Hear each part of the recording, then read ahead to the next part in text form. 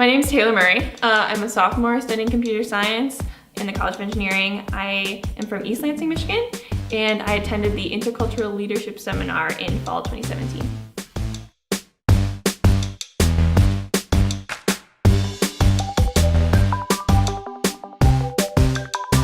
I think I would describe it as a group of people coming together to try to learn how to understand each other and how we can all work together to solve some really big problems.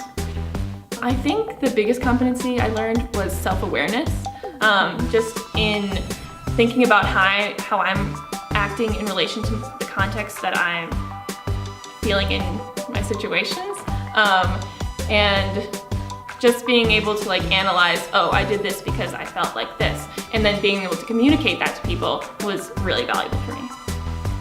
I think it's just a really cool opportunity, even if you're not trying to go abroad, and just learning how to be with other people and make those situations positive, I think is a really good experience to have.